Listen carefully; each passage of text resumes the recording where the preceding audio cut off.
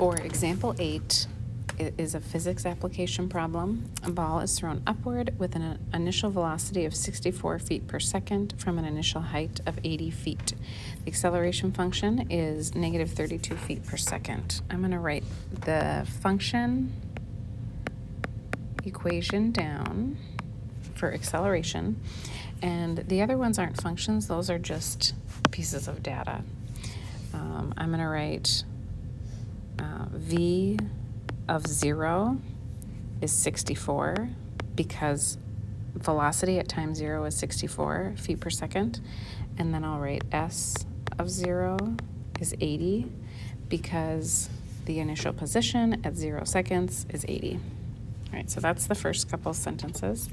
Find the position function given the height is a function of s as a function of the time t. When does the ball hit the ground? All right, so what that means is we need to come up with equations for velocity and position. So if you have an acceleration function, you can do the antiderivative to get your velocity and then antiderivative again to get your position.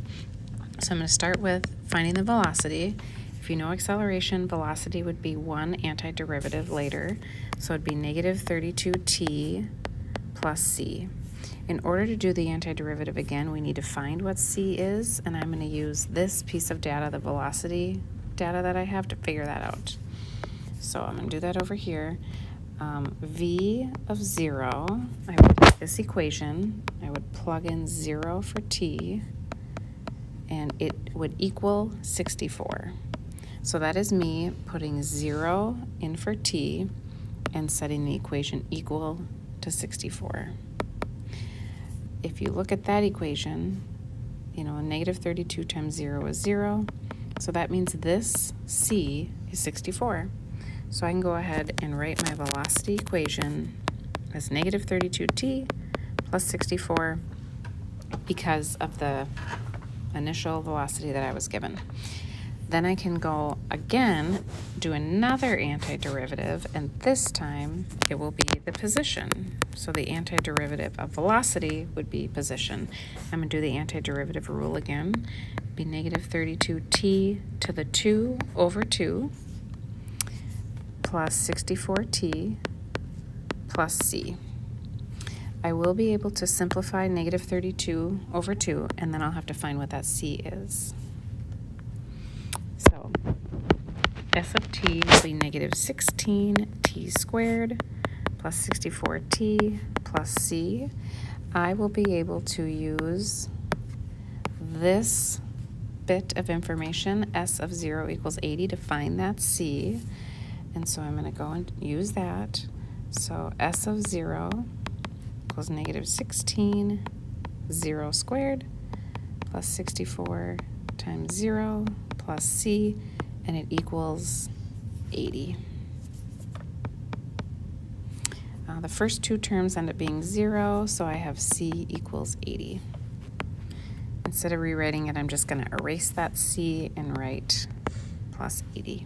So this was one thing they asked me to find, is the position equation, and I did that starting with the acceleration function, doing the antiderivative twice, finding each c along the way.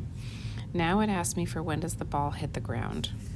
If you were to grab this equation, it would start at 80, go up, and then come back down. So it's asking for when did the ball hit the ground right here. Well, that would be when the height is 0. So I can take the position equation and I can set it equal to 0 because I'm wondering when is the height or the position equal 0. Let's see if it's factorable. I'll factor out a negative 16 if that's possible. 64 divided by negative 16 is minus 4. 80 divided by negative 16 is minus 5, and that looks factorable.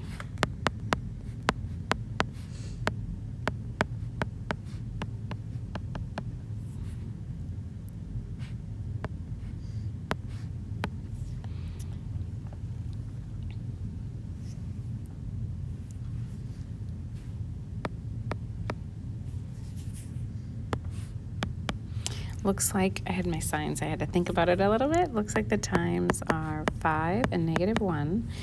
With it being a time, I would say -1 is an extraneous solution, and so it would be after 5 seconds. The position would be 0, or the ball would be on the ground.